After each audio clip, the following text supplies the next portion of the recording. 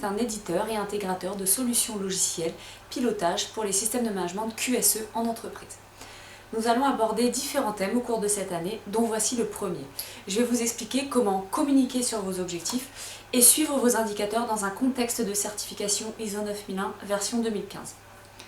Pour qu'un système soit performant et donc pérenne, la nouvelle version de la norme ISO 9001 nous dit quoi? Au niveau des objectifs stratégiques, le chapitre 5.1.1 petit b nous dit la direction doit démontrer son leadership et son engagement vis-à-vis du SMQ en s'assurant que la politique et les objectifs qualité sont établis et qu'ils sont compatibles avec l'orientation stratégique de l'entreprise.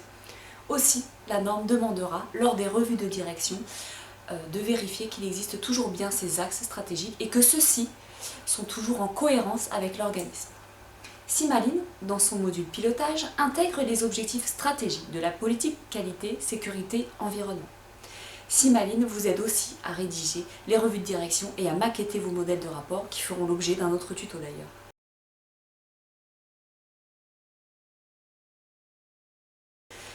Au niveau des objectifs opérationnels cette fois-ci, le chapitre 6.2.1 nous dit quoi?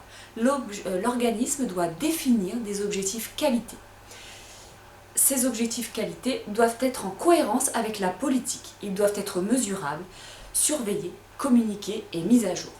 Concrètement, la nouvelle norme demande d'affecter des objectifs que nous qualifierons d'opérationnels pour suivre la performance du système. Ces objectifs opérationnels doivent être en cohérence avec les objectifs stratégiques vus précédemment.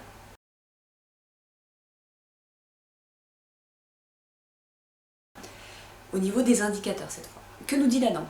Le chapitre 4.4.1 petit c nous dit l'organisme doit déterminer les indicateurs de performance associés au SMQ nécessaires pour assurer le fonctionnement et la maîtrise de ces processus.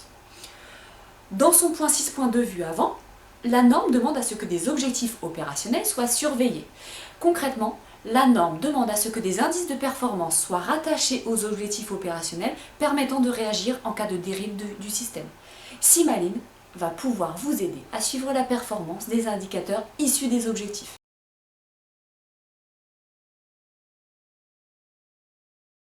Simaline vous aide à rendre plus vivant et plus collaboratif votre système. Nous avons en effet développé un outil complet qui contient plusieurs suites de logiciels incluant chacune différentes fonctionnalités.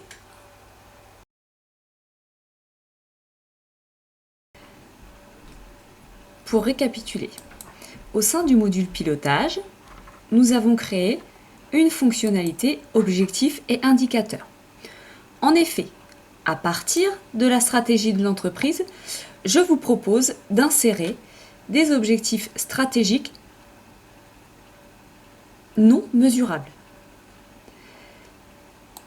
Ensuite, décliner des objectifs opérationnels, quant à eux, mesurables et visualisés en un seul coup d'œil pour les objectifs opérationnels, l'état, la codification, le pilote de cet objectif et les processus concernés.